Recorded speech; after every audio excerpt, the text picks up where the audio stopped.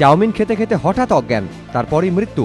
Sector 5-এ এক বেসরকারি সংস্থার কর্মী গুড্ডু সাউয়ের অস্বাভাবিক মৃত্যু ঘিরে তৈরি হয়েছে রহস্য। পুলিশ সূত্রে খবর, গুড্ডু সাউ এন্টালের পটারি রোডের বাসিন্দা, 21 বছর বয়স। বছরখানেক ধরে সেক্টর 5-এ একটি বেসরকারি সংস্থায় কাজ করছিলেন।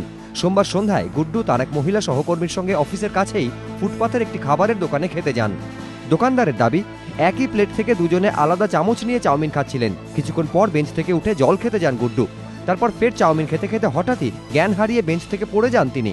বিধাননগর হাসপাতালে নিয়ে গেলে গুড্ডুকে মৃত বলে ঘোষণা করা হয়। যখন পড়ে গেছে আমি চাউমিন ভাজা ছেড়ে দিয়ে সঙ্গে সঙ্গে ছুটে গেলাম, গিয়ে সঙ্গে সঙ্গে ধরে ধরালাম।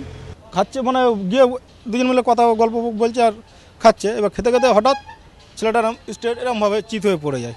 হসপিটালে নিয়ে গেছে, ওদের অফিস স্টাফরা নিয়ে গেছে। কালকে চাউমিনের দাদা বললো কি আজকে বড় প্লেট আছে, একটা প্লেটে শেয়ার করে খাও 2টো চামচ দিয়ে। তখন জানি না কোথা থেকে একটা লঙ্কা টুকরো হয়তো ভাইয়ের গালে পড়ে গেছে। ফের আর একটা স্পুন নিতে গেছে, তো নিয়ে হঠাৎ দেখছি না মানে চোখ উল্টে গেল। কি হয়েছে বললাম, এরম নিয়ে এইভাবে পড়ে গেল বেঞ্চ থেকে। মৃতের পরিবারের দাবি, গুড্ডুর কোনো রকম শারীরিক অসুস্থতা ছিল না। তাদের সন্দেহ, খাবারে বিষ মিশিয়ে বা চক্রান্ত করে তাকে খুন করা হতে পারে। এটা একটা কিছু হয়েছে নিশ্চয়ই, নালে আমার ভাই এরকম করে চলে যাওয়ার মতো না। কিছু ব্যাপার আছে নিশ্চয়ই, কিছু খাবারের সঙ্গে কিছু মিলিয়ে দিচ্ছে, আমার মন বলছে এটাই। তদন্ত হওয়া উচিত, উচিত হবে, চক্রান্ত আছে।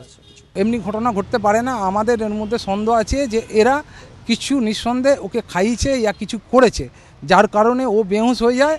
আর ওকে নিয়ে আসার সময় ইয়া কিছু করার সময় ওকে কিছু করা হয়েছে। সেক্টর 5-এর ইলেকট্রনিক্স কমপ্লেক্স থানা ঘটনার তদন্ত শুরু করেছে। ময়ূখ ঠাকুর চক্রবর্তী, এবিপি আনন্দ, কলকাতা।